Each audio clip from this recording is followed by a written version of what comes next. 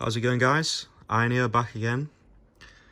We're going to do some more games on it, and I just wanted to show you guys, this is the power control app that I use to actually change the TDP, etc.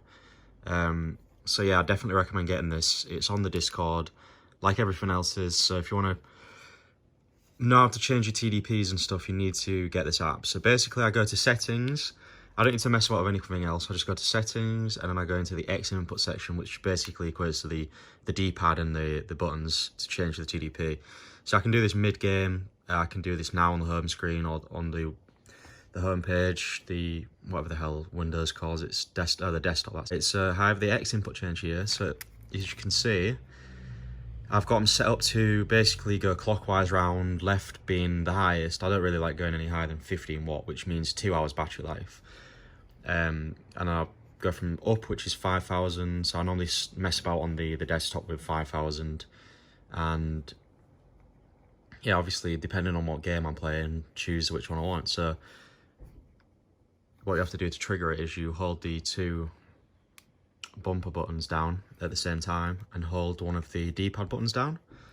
So I'm currently sitting at 5 watt TDP. So if I bumper, go to the right, changes to 9. So I like to set it to 9 before I launch a game, just so the game can launch a bit quicker. And I will start by showing you guys Kingdom Hearts. So here we are on the home screen of Kingdom Hearts. Can we just get appreciation for the song on the start? Love that tune, man. What a great song to start a game with. Right, so I'll just go ahead and play the first one. But I was really impressed with the performance on this. As you can see, the loading times of the SSD is pretty goddamn quick. I just want to show you the loading times and stuff so you get an idea of how quick it is. So yeah, this is going to load us into the home screen of the first game. Load. I've been playing this for 5 hours, as you can see. Really enjoying it so far, and I am currently on the Aladdin level, so as you can see, I haven't changed the TDP at all. This is 9 watt TDP, which is insanely good to be running a game at, because that means I can get around 3.5 hours to 3 hours battery life. Don't judge me, I'm playing on easy difficulty. Only because I get my ass kicked on PS4 on the harder difficulties. I just wanted to enjoy the story. So I don't think we can change any of the we can't really change any video settings in this game at all. It's a bit crap for the video setting capabilities, but I've got it on the highest settings and I'm only running it at 9 watt TDP. I know this isn't exactly a difficult level to load because it's just a desert, but let me see if I can get us back to the town. Maybe I have to speak to the magic carpet. I guess we have to go look after Aladdin. Oh, we got some fighting in. I got to show you the. This is basically testing it out. It's probably one of its highest possible performance areas. You know, fighting is going to be one of the most resource-intensive parts of the game. So as you can see, I'm not dipping at all from 60. I know I'm not in the most advanced of areas, but still.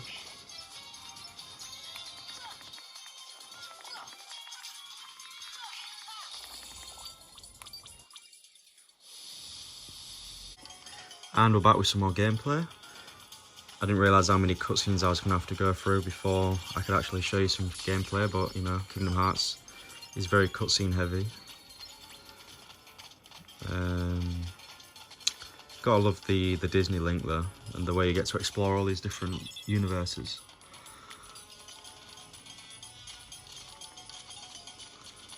And yes, the platforming is very outdated, because I just pressed jump and it didn't jump. And that wasn't the controller's fault. That was purely this game's fault.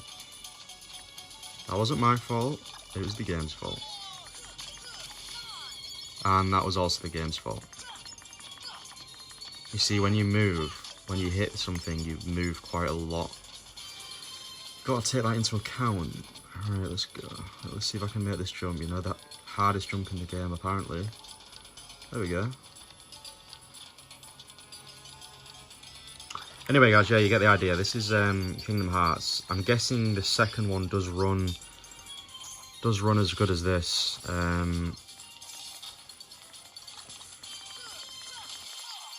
I mean, you can see it's locked 60. I don't think it's dropped from 60. I haven't seen it drop from 60 myself, but yeah, so Kingdom Hearts.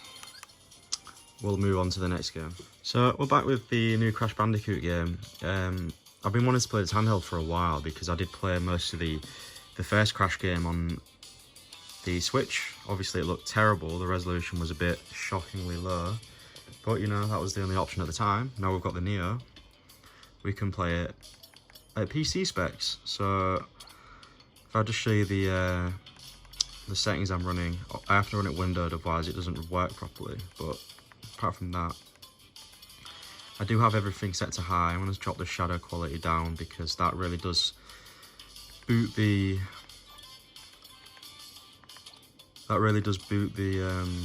settings a bit, the frame rate. Right, so if we just jump into a level, I have already been playing this, but it isn't the easiest game in the world to run. I was hoping it might run a little bit better, but it obviously is running quite a high demand. So let's jump into this level. Yes, I'm not amazing at Crash, especially not when looking for a tripod, but it's still fun. And at least in this one, you get unlimited lives. You'd have to fucking collect Wumpa fruits to get your lives back. So, you know, this is at 9 watt TDP at the minute, but I definitely will need to change it. See, it's only running at 18 FPS here, so I normally run this at 15 watt. So if I just kill myself by changing the TDP, that's a good idea. Right, so you can see it is now 15 watt, and as you can see, we're only getting around 38, so maybe I'll change the settings. Obviously, it depends on which level you're playing. Let's put it on, let's put medium settings, low shadow quality. Yeah, that should put us up to around 40, 50, right?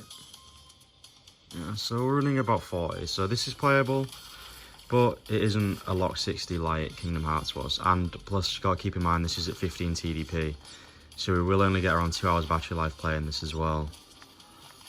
Might have just fucked that up. Nope, I didn't. Right. Thank you.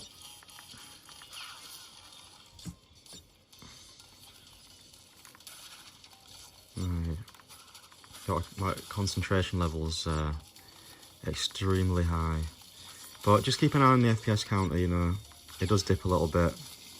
I have a fucking clue what the hell. All right, okay. Can I hit these? They're in the water.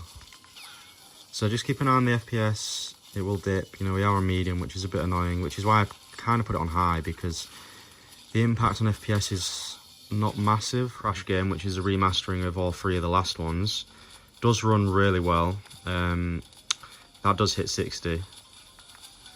Jeez, this is a bit... Maybe I can jump on his head. It does hit 60 unlike this one, but I'm guessing because this is a newer game, the... Obviously more demanding, they obviously use more...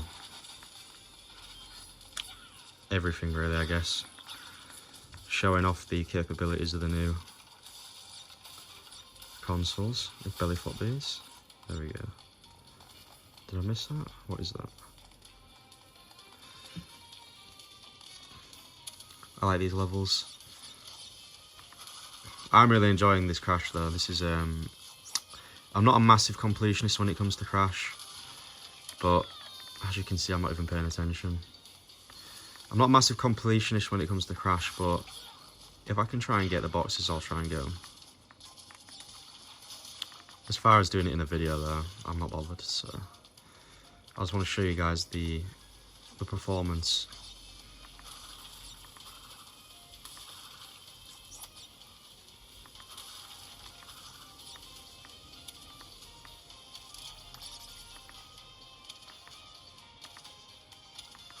This pirate level is very cool though. I'm gonna have to jump over down there. Anyway, you guys, you get the idea. There's Crash Bandicoot 4, and we're gonna go into the next one.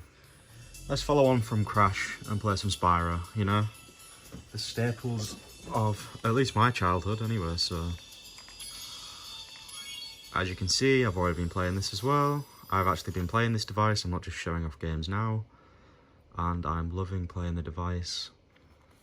I just want to give you a heads up, the colours do look 100% better in person. I don't do, for some reason, it's making them look a bit washed out on camera, but rest assured they look great in person.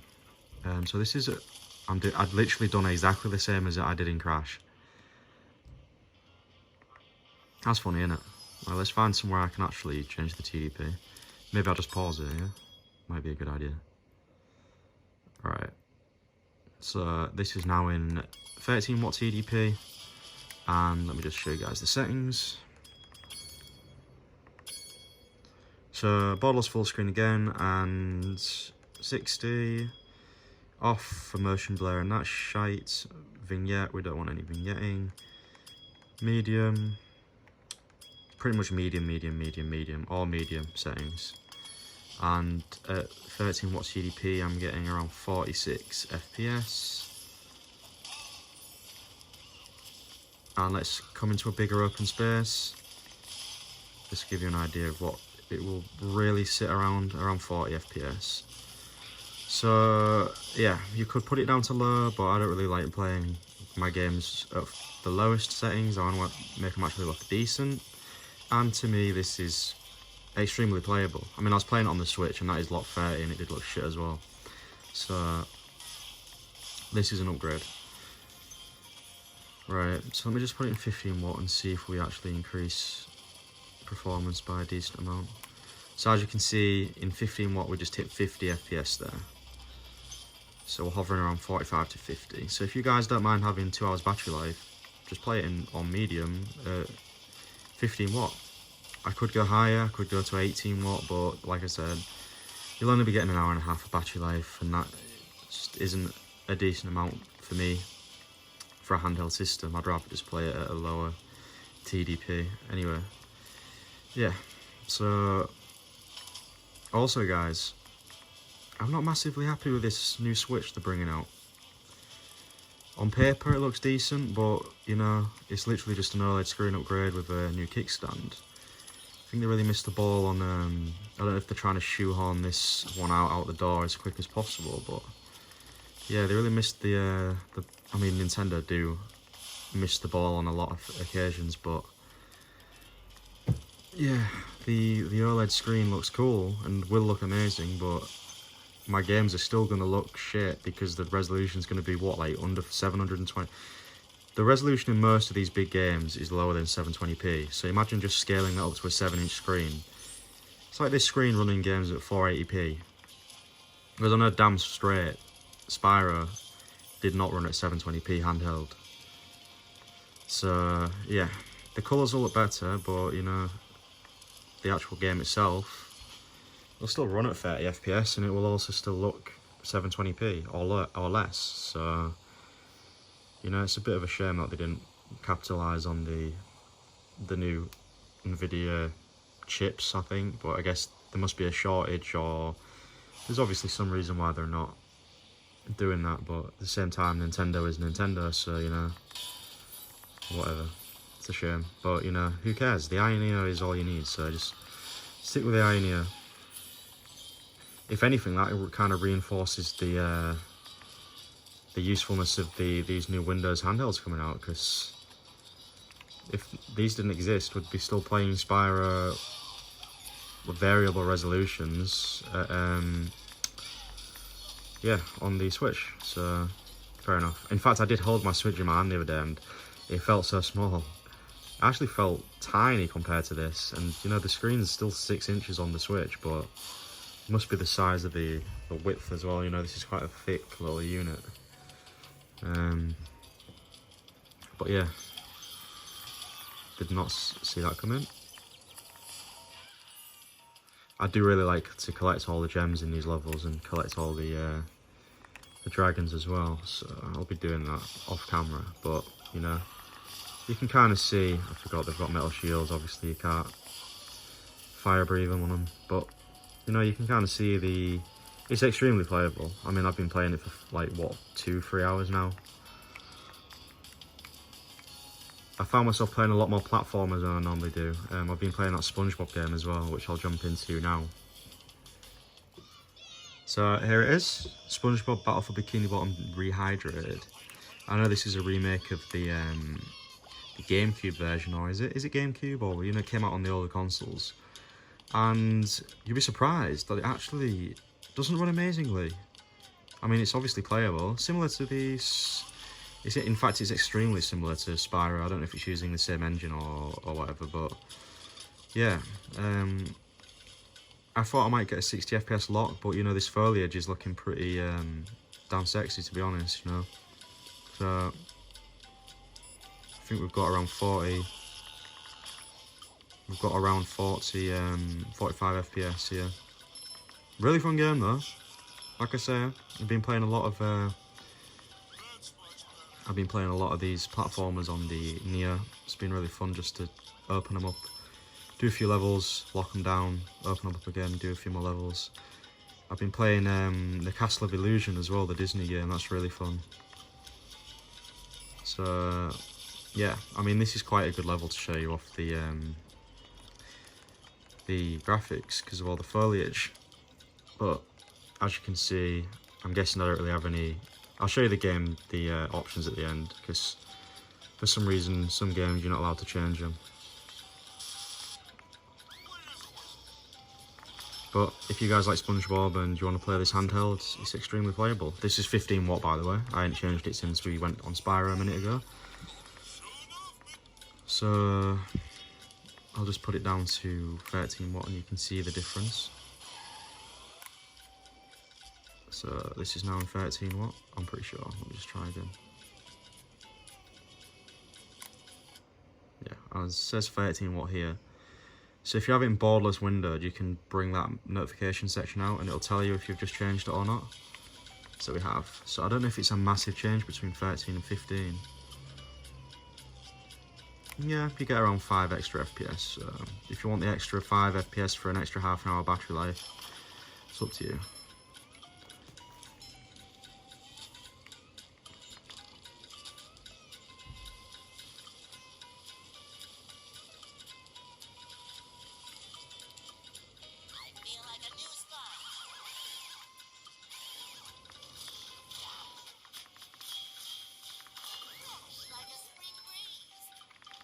Alright.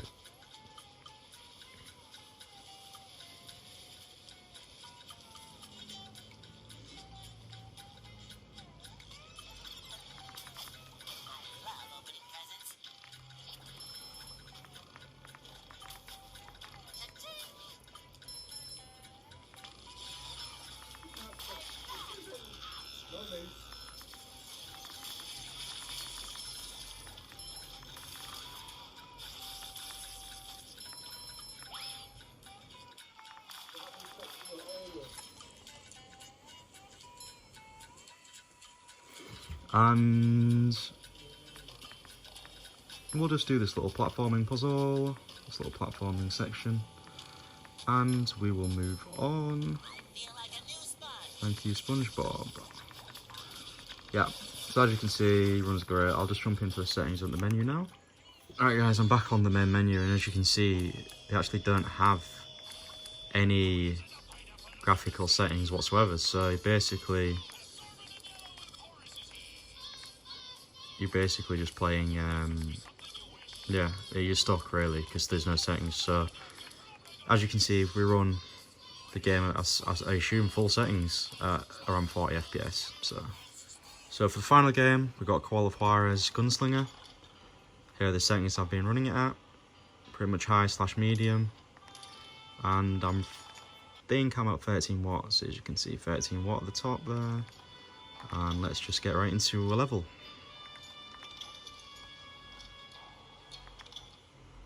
So I'll just do an arcade level because it's gets you straight into the action basically.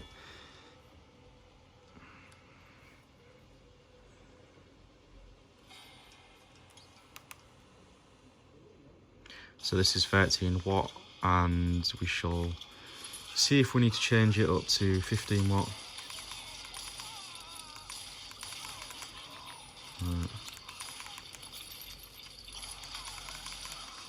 I haven't played this game in a while, but it's a great Western game. I love the way they changed the story up. The guy's obviously telling tales in a bar, and he's changing the story up to make himself sound better than he actually was. But you get to relive the stories in different ways. Oh fuck. So yeah, this is running around 50 FPS on high to medium, so you could really drop everything to medium. Wonder if we can do that, or we just put it up to so it's almost locked 60. Well, it was just hitting 60 then, but I'm running around the environment. So this is 15 watt now.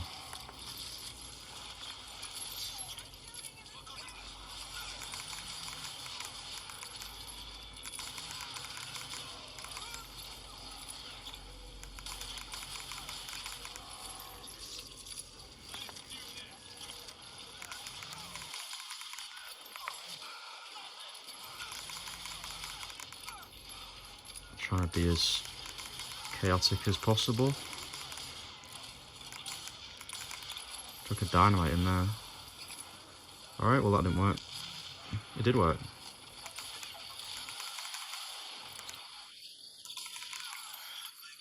Alright, let's drop the settings down. Let's drop the foliage down. Yeah, so if you put it down to medium, I'm pretty sure I'd get a 60 lock, but this isn't bad. Surprised I'm not dead yet. Ah, I'm dead. Okay, nice. So yeah, guys, that just was a quick little run through a little leveling called Juarez Gunslinger. So, yeah. Thank you for watching again. I'll try and get through some requested games soon, but obviously I don't have everyone's games. And I do want to do some emulators, so I'll get them set up and we shall get them on soon. So, thanks for watching. See you guys in the next one.